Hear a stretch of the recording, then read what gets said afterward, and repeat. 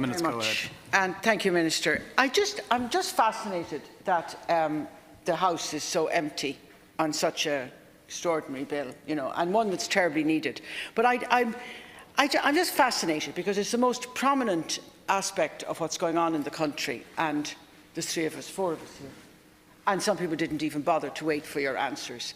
So I feel it's a kind of a privilege that I can actually say what I want to say to you kind of personally outside a kind of a Senate audience. But I find it fascinating because I'm sure everybody is on the doorstep is hearing this, that people aren't here. I'm not a landlord. I think fascinating people say that 70% of the people sitting in the Senate are landlords. Jesus, Mary Joseph. I was with Bank of Scotland, Ireland, and they ran out of the country. And when they were running out of the country, they took my deeds with them. And now I'm with the Vulture Fund. So I'm speaking from a very, I suppose, a tenant's point of view, really, more than anything else.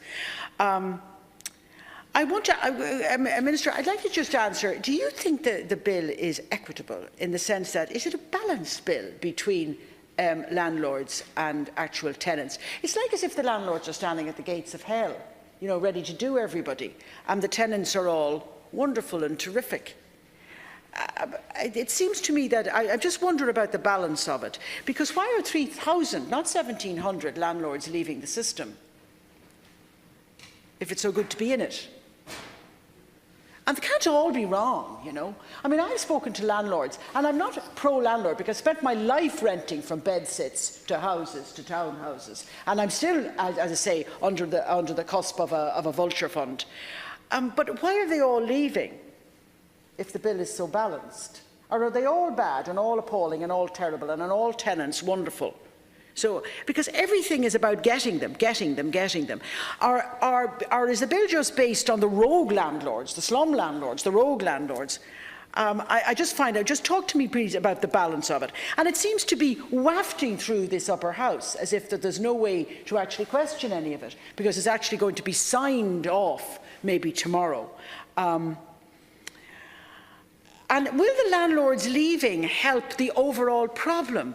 Because I spoke to a landlord today, they might have 20 or 30 properties, good landlords, genuine landlords, who have got out and now their properties are vacant because they don't want to rent them out, because it's too problematic to rent them out again, and because they're in the rent pressure zones and they are at the 4%, and the fellow next door is renting it at twice that.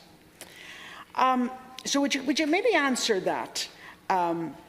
How it's lowering the crisis. For me, it's the County Council. We should go back to the County Council House. I keep on talking about the wonderful Mulvey Park somewhere in Lower Dundrum. Wonderful County Council housing with the big greenery in front of it. Half the country reared in them. Where are they? And can we not have them back? I think we're legislating ourselves out of business. One of the things that the landlords keep on speaking about is the substantial renovation definition. They think it is too restrictive. Now, I'm not going to go into that. You can talk to me about that yourself. The property owner's income is restricted also with no account taken of their indebtedness, if the landlord is in debt, ability to pay their outgoings, or the subsequent devaluation of the property are being forced from the market. When brought in, the government promised, this is in the rent pressure zones, they promised it would be for a maximum of 3 years, but they have given up on that promise, and now it's 2 extra years. So will you talk to me a bit about that? I mean, you know the details of this, Minister, and I know you had this for breakfast, dinner and tea for the last 3 years. So I know my area, but not as internally as you do. Could you talk to me about that? And could you talk to me about the fact that because of this, that some landlords are left, if tenants leave and they want to let their property out again, that they have to rent it out at a lower rate. And this is what is coming in from all of them. Because if you owned a petrol station, one told me, and the other petrol stations were charging $1.35 for diesel, they're obliged to only ask 81 cent. They would go out of business very, very quickly.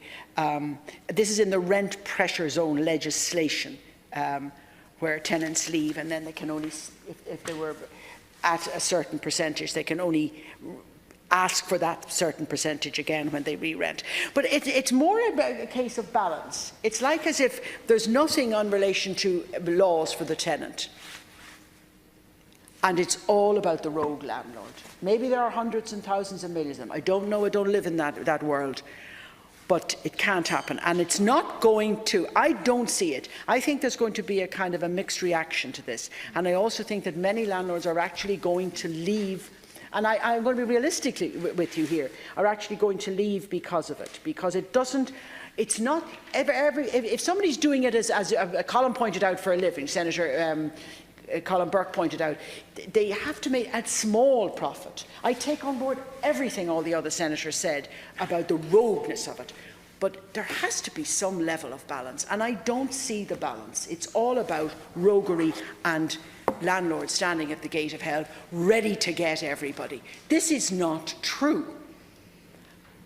And tenants can be equally as roguish, if not more so. And I just think that there's to be some kind of balance in it. So maybe you talk about that. It's more of a generality I'm talking about than the specifics many of my colleagues would know, and many of you would know from the canvassing on the doors. And obviously you know very well, because it happened in the lower house, and the lower house knows the way to the future. Don't we all know that?